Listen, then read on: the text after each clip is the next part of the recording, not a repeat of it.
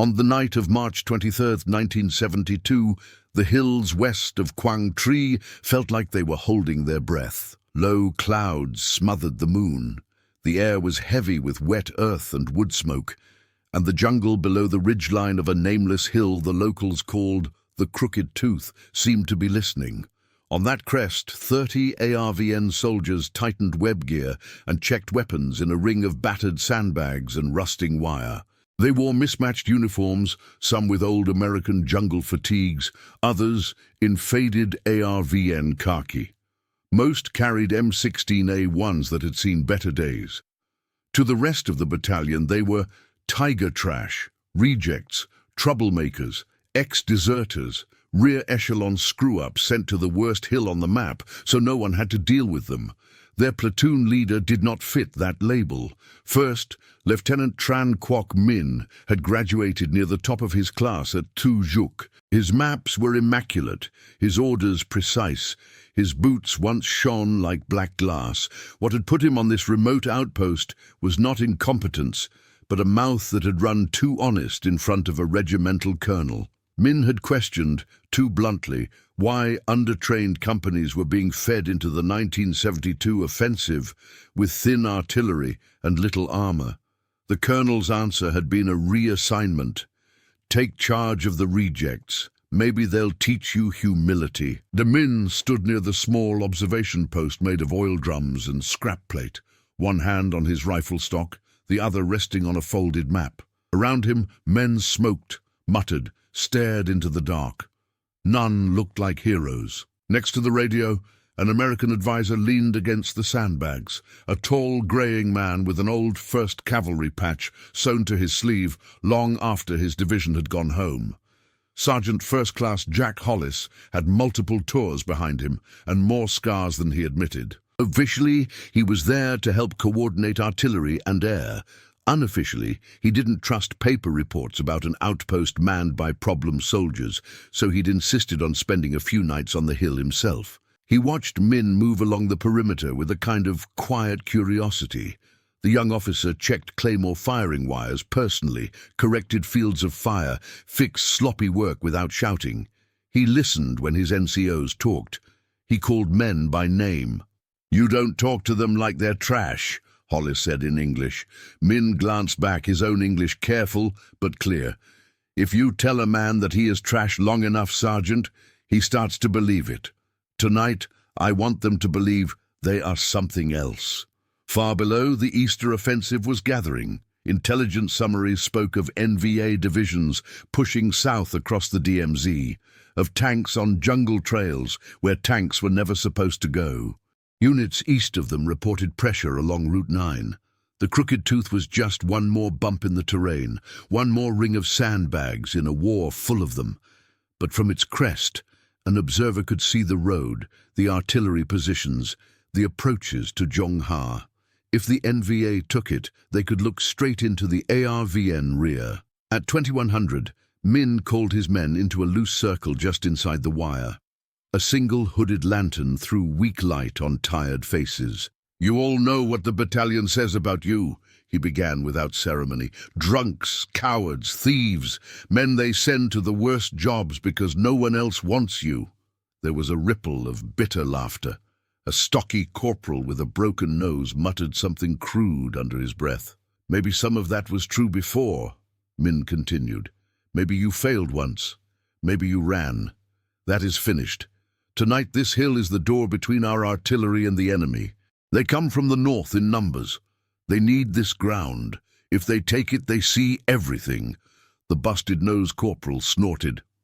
"We're 30 screw-ups, sir. Why send us?" "Because no one will cry if you die here," Min said, matter of fact. "That is why the battalion sent you, but that is not why I am here. I do not believe in trash soldiers. Only in soldiers nobody taught properly." That made a few heads come up. "So we will show them," Min said softly. "We will show them what happens when 30 men they already buried on paper decide not to die." He dismissed them back to their positions. 2 men awake per hole. No unnecessary talking. Fire only at sure targets. Out beyond the last roll of wire, He had listening posts, small two-man hide sites tucked into brush, with field phones snaking back up the hill like black vines. The jungle pressed in, loud with insects and the distant croaking of frogs. At midnight, a dull flicker lit the far horizon, reflected off the clouds, artillery miles away. Radio traffic grew more urgent.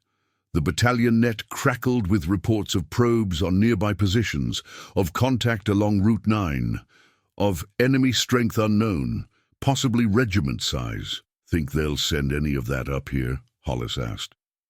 "If I were them," Min said, eyes on the black tree line, "I would not leave this hill in my rear." The first warning came as a faint metallic clink from the darkness downslope, carried along one of the field phone lines, a listening post whispering that they heard something big moving, metal on metal, not just a patrol. A few minutes later, a single rocket whooshed up from somewhere in the jungle, and a parachute flare bloomed high over the valley, turning all the shapes below into stark black and white cutouts. From the OP, Hollis saw what he'd been afraid of.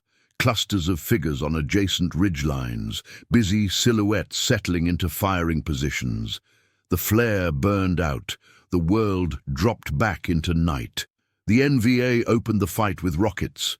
They came in fast, leaving only a hint of hiss before slamming into the slope below the wire. Explosions punched holes in the hillside, sending dirt and metal whirling. Sandbags burst. A claymore detonated prematurely with a flat bang, its deadly fan of steel spraying harmlessly into empty air. "Stay down! Watch your sectors!" Min shouted, already flattened behind a sandbag wall, helmet low, one hand groping for the PRC-25 handset.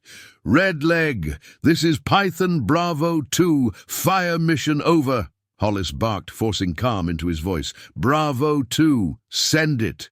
He rattled off the grid for T9 and the approaches, then, receiving rockets and mortars, probable NVA company at least forming up, request defensive fires, danger close. Over. There was a pause. "Bravo 2, roger, danger close." Splash in 2 mics. 2 minutes under bombardment felt like 20. Mortars joined the rockets, their rounds appearing without warning, just sudden hard blows that tore more trench roofs away. A shell hit near a forward hole. A man screamed and then choked. Min crawled to him through falling dirt and splinters, cinched a tourniquet on a ruined leg, and was back on the line before the private finished cursing. Then the ARVN guns spoke. 4 105mm howitzers somewhere east of them barked. Half a minute later, the jungle below the crooked tooth erupted. Trees shattered, trunks snapped, fragments whined. Blast waves slapped the defenders' chests. The duel escalated. NVA rockets and heavier guns answered, hunting the battery. Shells traded places over the heads of 30 men who clung to a ring of sandbags and wire. The real attack came in behind the noise. Between salvos, when the hillside lay in a momentary hush, Hollis risked a quick glance over the parapet. At first he saw only torn grass and the vague sheen of crushed foliage. Then he caught movement, low, dark ripples against the slope, dozens of helmeted shapes crawling, then sprinting in short bursts. "Front! They're in the wire!" he shouted. "Claymores!" Min roared. "Now!" Along the perimeter, men squeezed firing handles. A dozen mines went off in a ragged line, flat, cracking bangs that lit up the hillside. For a heartbeat, the attackers were perfectly exposed. Conical helmets, AKs, satchel charges gripped tight. Several went down immediately, flung backwards, others crumpling where they lay. Then the rifles joined in. M16s snapped and chattered in short bursts. The single M60, humped up the hill by grumbling rejects who'd never expected to use it, now hammered from the center of the line, its gunner hosing controlled streams where the flare light had shown the heaviest movement. The NVA kept coming. They were not militia. They were regulars who'd climbed other hills like this. Sappers with bamboo poles tugged at wire. Grenades rolled and bounced toward the coils. In one shallow fold on the left, the claymore coverage had left a small gap.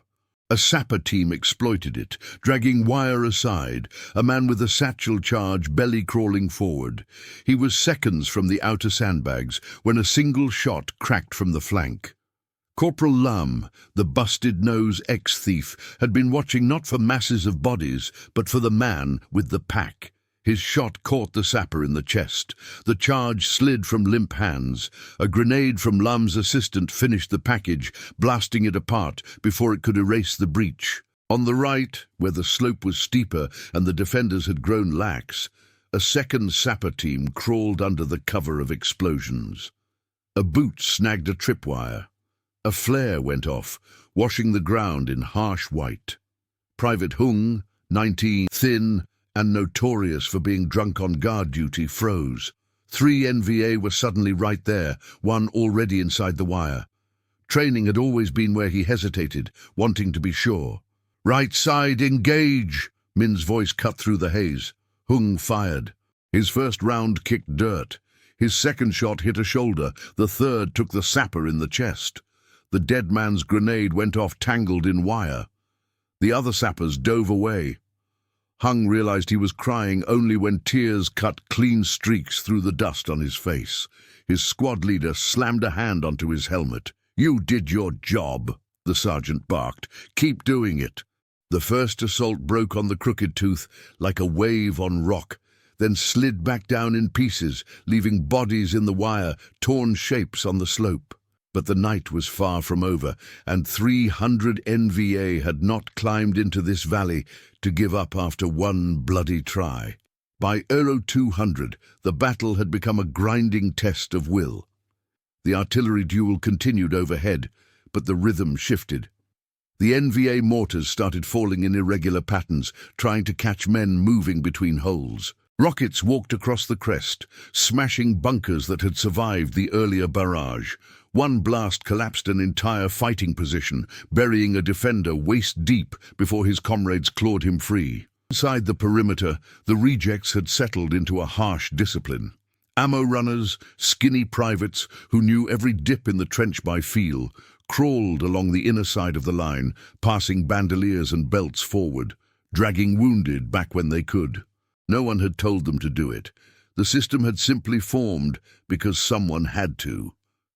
The PRC-25 radio became the Hills' lifeline. Hollis kept the handset pressed to one ear, eyes flicking between the jungle and his grease-penciled map. He walked the 105mm shells around the outpost in a tight ring, shifting fire by dozens of meters to keep the NVA out of forming up points without bringing the barrage down on top of Min's men. When one gun reported low on a certain fuse, he adjusted the pattern automatically, using airburst here, groundburst there.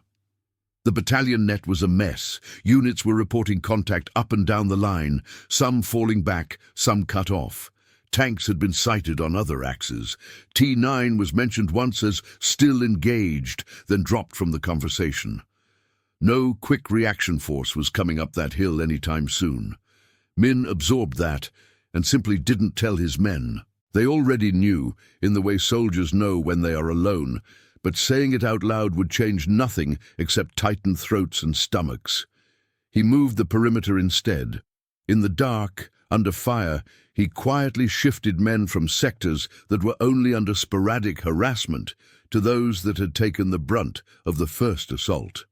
He stacked reserve pairs behind likely breach points, men he trusted to counterattack a few meters if someone got in. When he found a hole where both defenders were trembling and firing wild, he split them up, putting a steadier veteran with each. At Euro 300, the bombardment intensified again. More tubes joined in. The hill shook. A shell landed close enough to the OP to cave in part of the roof. Dirt rained down on the radio, then one round hit just wrong. The blast didn't land in a hole. It hit right beside the crate the PRC-25 sat on. The concussion punched through the thin steel overhead, rattled the set, and ripped its insides apart. The radio gave a strangled electronic buzz and went dead. For a heartbeat, Hollis just stared. No hiss, no background crackle, no distant voices. He ripped the handset cord free, slapped the case, tried the spare batteries. Nothing. The hill's direct line to the artillery was gone. A backup set on the battalion net still worked, but with its short antenna and different encryption, it was no tool for fast, precise fire missions. Switching over would mean minutes of confusion. Exactly the window an enemy commander prayed for. Min studied Hollis's face and understood without needing words. The fight was about to get much closer. "Forget the guns," he said over the noise. "We fight with what we have." That meant bullets, grenades, claymores they had left. And trickery. He had studied NVA doctrine as much as he'd read ARVN manuals. When they sensed weakness on a hill, they pushed hard at a single point, trying to split the perimeter, then roll it up. They believed ARVN morale brittle, discipline fragile. The rumors about rejects on this outpost would only reinforce that confidence, so Min decided to bait them. He selected one sector on the northern face, a place they had already tried twice, and ordered the men there to go mostly silent. No steady chatter, no bravado bursts, just the occasional single shot, enough to pretend nervous men conserving ammunition. He pulled a few defenders back behind a secondary sandbag line, leaving only a thin skin at the front. To sell it, he sent a runner visibly scrambling across open ground, bent low, between that sector and the center, as if carrying frantic pleas. From the valley floor, an NVA officer watching through binoculars would see exactly what he expected on a hill manned by misfits. One patch where the fight had gone out of the defenders. The bombardment finally tapered. Mortars shifted to the flanks, leaving the weak spot relatively untouched. Minutes later, movement built below. This time, the attackers concentrated. Through narrow firing slits, Min and Hollis saw them. Sappers first, dark shapes with hooked poles and satchel charges, followed by lines of riflemen hunched over their weapons, RPG gunners trotting behind. 50, maybe more, all funneling toward that quiet curve in the perimeter. The silent defenders lay in shallow pits, fingers on triggers, sweat soaking their collars, waiting. The sappers reached the wire, cut and dragged it back. A few frightened grenades rolled uphill and went off with sharp bangs. No answering volley came from the trench. To the NVA, it must have looked like confirmation. This was the place where the ARVN line had cracked. They poured through. They were halfway up the last stretch of open slope, within 20 meters of the main sandbag crest, when Min stood up just enough to clear the parapet and fired a single red flare straight into the air. The flare popped and burned overhead, casting the weak sector in blood-red light. On that signal, every claymore Min had secretly daisy-chained along that approach went off at once. The hillside erupted. A wall of overlapping blasts ripped through the assault column. Men at the front were blown sideways, cut down where they stood. Those behind them tripped over bodies and tumbled forward into the cone of fragments. Behind the mines, the silent rifles roared to life. So did the reserve M60 Min, had moved earlier into a slightly offset position. Its tracer line raked the assault from the flank, chewing through tightly packed silhouettes. In seconds, the leading third of the attack force was on the ground. The rest, staggered, tried to fan out, crashed into each other in the dark. Even so, some made it. Adrenaline, training and sheer momentum drove a handful of NVA all the way to the sandbag wall. They hurled grenades inside, fired blind through gaps, and then vaulted over in ones and twos. The battle shrank to arm's length. At one cratered section of the line, an NVA sapper dropped straight into a fighting hole where Private Hung lay. The sapper's AK was slung awkwardly. He carried a long knife in his hand. His thrust came low and fast, aimed at the crease between vest and belt. Hung twisted awkwardly. The blade scored a burning line across his ribs and stuck in the sandbag behind him. As the sapper yanked, Hung slammed the butt of his M16 into the man's jaw. Bone popped, teeth sprayed. Before the sapper could recover, Hung fired 2 point-blank shots. The man collapsed over him, heavy and still. Pinned under dead weight, half choking on the smell of sweat and blood, Hung heard boots at the edge of the hole. Another NVA soldier leaned over the parapet, rifle muzzle dipping. 3 rounds stitched up the attacker's chest, driving him backward. Corporal Leem, cheeks black with grime, lowered his rifle. "Get him off you," Lum snapped. "We still have work." He helped drag the body out. Hung's hands shook, but he reloaded without being told. Similar scenes played out all along the breach. In another section, an NVA trooper jammed his AK into a firing slit to hose the trench. An ARVN private grabbed the barrel with both hands, pulled it sideways, and held it pinned, muzzle trapped in sandbags, while a buddy rolled a grenade outside. The blast blew the attacker away. An RPG gunner tried to fire at near point-blank range into a bunker. The rocket left the tube, but the backblast in the narrow trench engulfed him and 2 comrades. They went down in a gout of flame and dirt. Min moved constantly, as much runner as commander. He threw himself into gaps that were about to be overrun, yelled directions that cut through panic, and sometimes simply appeared at a man's shoulder long enough to bark his name and remind him he wasn't alone. At one collapsed corner of the trench, he slid in just as 2 NVA dropped inside from the far side. For a moment they all froze, 3 men in a space barely wider than a door. 1 NVA recovered first, raising his rifle. Min lunged inside the arc, slammed his shoulder into the man's chest and took them both down. A boot or stock clipped his helmet. Stars burst across his vision. He felt the second NVA pivoting, weapon coming around. A crack from down the trench. One of Min's own, propped against the wall with a makeshift bandage around his head, had raised his M16 and fired. The second attacker fell.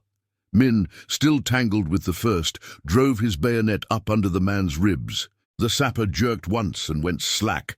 There was no time to process any of it. He grabbed the wounded rifleman by the shoulder, squeezed once in thanks, then crawled toward the next burst of shouting. The NVA were brave and skilled, but the hill favored the defenders now. Every time an attacker managed to claw over the sandbags, he found himself in a maze of short trenches, blind corners, and overlapping arcs where men who had been called cowards now fired as if their whole lives had been waiting for this one night. Slowly, the close-in pressure eased. The second penetration on the southern flank threatened to undo all of it. There, the terrain was worse, a short rock face that had limited how deep they could dig. NVA troopers hugging the stone made it farther before claymores or rifle fire could touch them. A handful seized a small shelf near the crest and began firing along the trench line from the side, bullets slapping into men who had felt relatively safe moments before. Min saw the ripple of fear as heads ducked and firing slowed. If that flanking pressure spread, his central defense might crumble simply from too many angles at once. He grabbed his fire brigade, the handful of men he'd kept uncommitted specifically for a crisis, and led them personally along the inner trench, hugging the berm, moving from cover to cover. They emerged behind the threatened sector and, on his signal, charged in a short, vicious counterattack that pushed the NVA back off the ledge, grenades and bayonets doing the work bullets couldn't. In the tiny lull that followed, Min finally had time to look downslope. The valley was scarred. Craters overlapped. Trees lay on their sides, roots in the air, bodies dotted the ground. In one narrow drainage gully, half hidden by smoke and shadow, he saw a darker mass, enemy troops using the fold as shelter. He'd noticed that gully earlier. Steep, choked with rocks, it wasn't a good approach route. It was, however, a perfect kill pocket. He had buried several demolition charges there the day before, wired to a single crude firing box that now lay in the OP under a tarp. "Sergeant!" he shouted, scrambling back uphill. Hollis, face blackened, eyes bloodshot, looked up from his firing slit. "Tell me you've got something good." "The gully," Min pointed. "We buried charges. Their men are resting there. We need more of them in it." "How do you plan to invite them?" Hollis asked. Min's answer was simple. "Make everywhere else worse." He ordered his men to avoid shooting at anyone in or near the depression, unless absolutely necessary. Instead, they poured fire into the open ground to each side. NVA squads looking for somewhere, anywhere, to lie low between pushes naturally slid into the only place bullet fire thinned, the gully. From above, Min and Hollis watched the pattern build. Helmeted figures slid and stumbled down the slope into the hollow, pressed against its sides, peered up toward the crest. One young soldier, clearly barely more than a boy, took a quick swig from a canteen, chest heaving. "Sorry, kid," Hollis murmured, hand on the switchbox. When the gully was full, Min gave a single nod. Hollis flipped the switch. The earth jumped. The buried charges detonated in fast succession, a rolling blast that turned the depression into a furnace. A column of dirt, rock and bodies punched skyward. The shockwave slammed into the hilltop. Men inside the perimeter hit the ground involuntarily, ears ringing. When the dust settled, the gully was gone. In its place was a raw wound carved into the hillside, lined with scraps of uniform and twisted limbs. Even men who had already seen too much stared, stunned. Below, the effect was worse than physical. An entire platoon-sized element had vanished in a heartbeat in a spot every NVA soldier thought of as safe. The message traveled faster than any runner. This hill was full of traps you couldn't see. For long minutes after the blast, enemy fire fell off sharply. A few sporadic AK bursts snapped up at the crest, more in anger than in coordination. There were no more massed rushes, no more sapper teams creeping toward the wire in groups of 10. The NVA commander down there had orders, pressure from above, and his own pride. But he also had a finite number of men and other hills on his map. T9 had already cost him dearly. The gully blast told him any further attempt might cost him everything. All he could do now, without fresh forces, was harass and wait for better opportunities elsewhere. On the Crooked Tooth, the rejects stayed in their holes, too exhausted and too wary to believe it was over. They kept their guns trained on torn ground that now smoked and steamed as if breathing. Slowly, the long night began to loosen its grip. The first hint of dawn was not color but shape. The sky went from black to dark gray. The ridgelines sharpened. The flares stopped. The jungle below emerged from shadow like a bruised, battered thing. Trees snapped, foliage shredded, the ground pocked with craters and littered with bodies. For a long time, no one moved. Muscles cramped, eyes burned, ears rang with phantom explosions.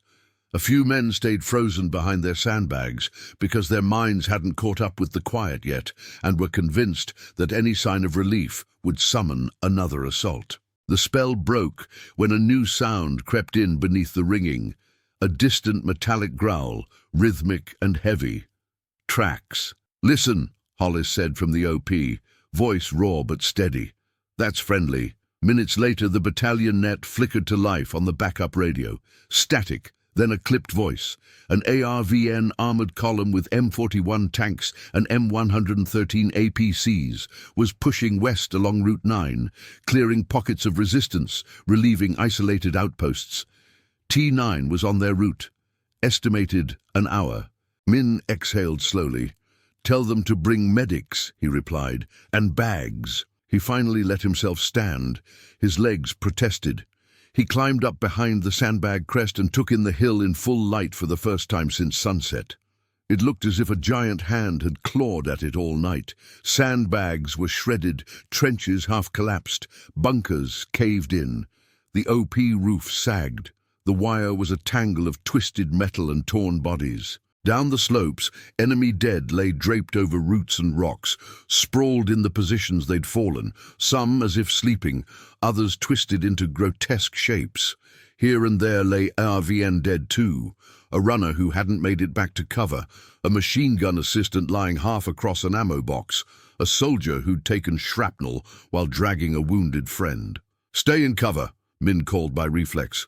"We don't know if they'll try one last routine before the armor gets here." Even as he said it, his men were already moving, not recklessly, but with quiet determination. They dragged the worst wounded toward what was left of the central bunker, now a makeshift aid station.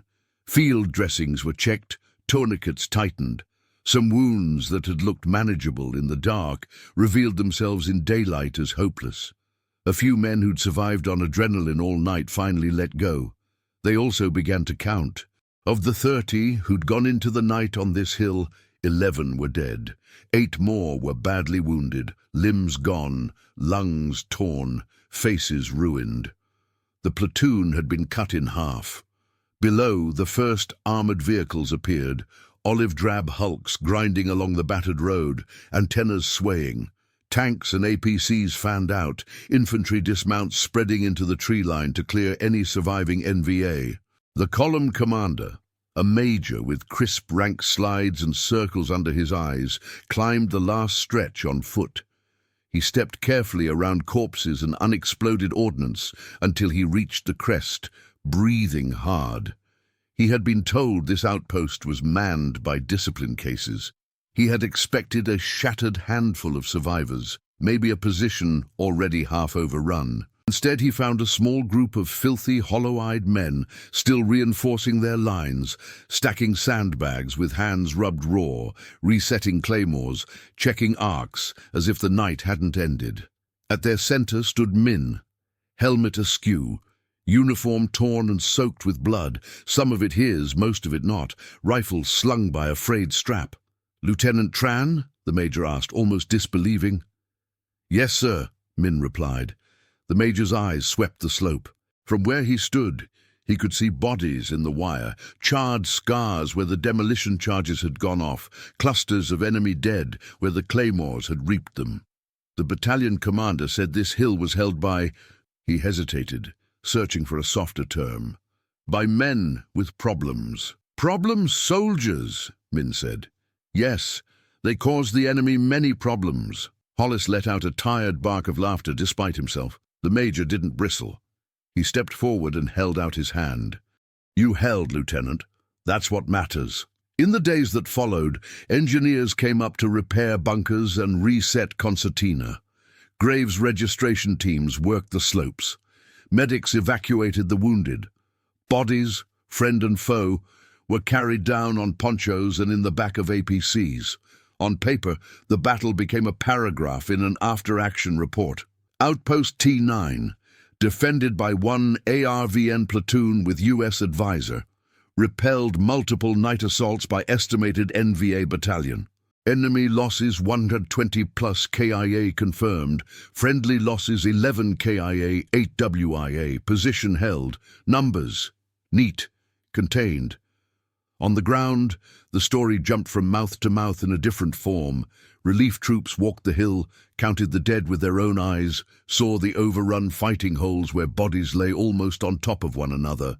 They traced the path of the enemy in the churned earth, saw where the close-quarters fight had happened inside the trenches. They stared at the gully blast crater and shivered.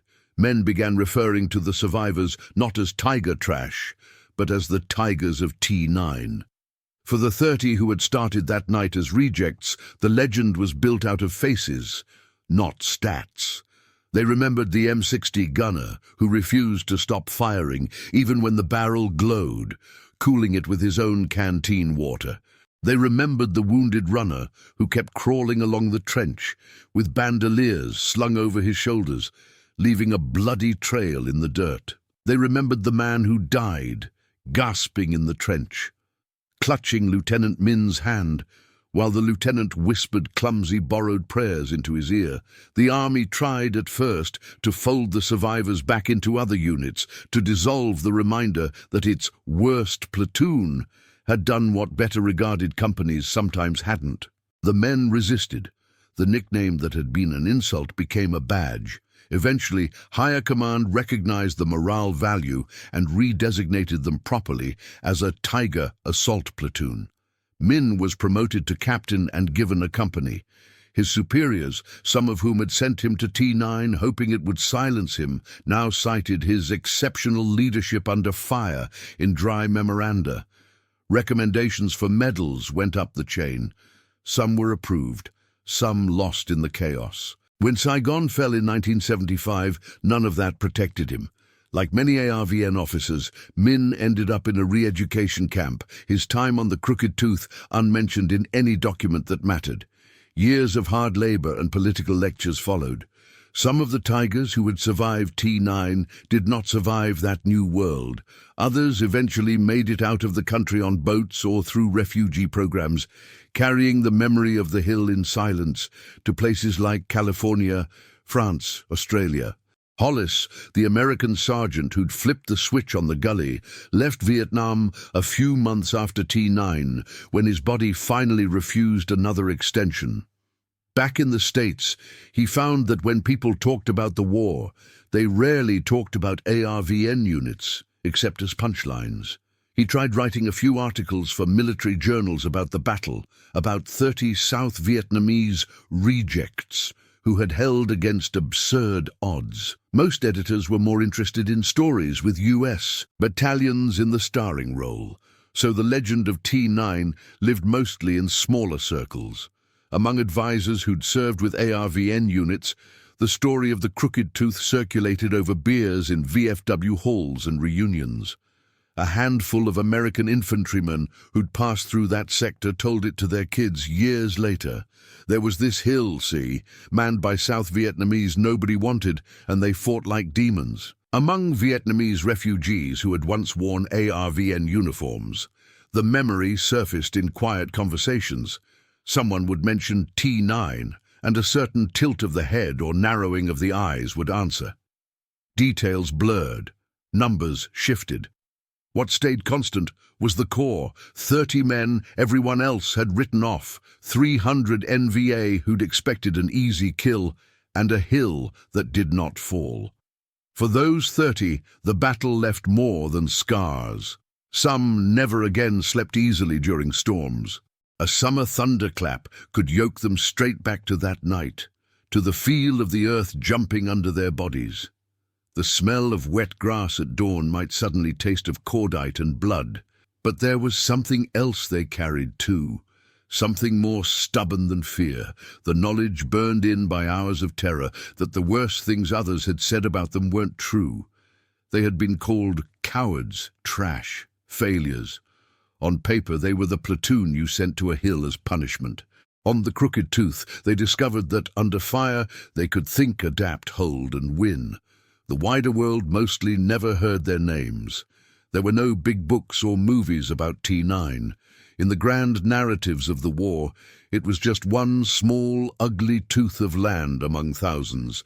And yet, if you want to understand the Vietnam War beyond the clichés, if you want to see where easy myths break, you could do worse than start on that hill. Because the story of the Tigers of T9 tears at a lot of comfortable lies. The lie that ARVN soldiers didn't fight. The lie that South Vietnamese units always folded as soon as they were on their own. The lie that American courage was the only kind that counted. On T9, no US battalion charged up the hill to save anyone. One exhausted advisor with a rifle and a demolition switch stood next to a young ARVN officer who refused to believe his men were worthless, and together they led 30 rejects through a night most units wouldn't have survived. So when you picture Vietnam, don't see only the famous names and big operations. Picture also a scratched map in a dim bunker with a small circle marked T9. Picture a red flare bursting over a hillside, turning a weak sector into a trap. Picture a scrawny private who once got drunk on guard duty, now wiping tears off his face with bloody hands while he reloads and leans back into the sandbags. And if this story made you rethink what you thought you knew about who fought and who stood their ground in that war, remember the Tigers of T9. Their legend doesn't come with parades or monuments. It lives in the memories of the few who were there and in stories like this. If you believe their stand deserves to be remembered, share it. Talk about it. Let the Night 30 ARVN rejects held a hill against 300 NVA take its small but rightful place in the long, complicated history of a war that still echoes today.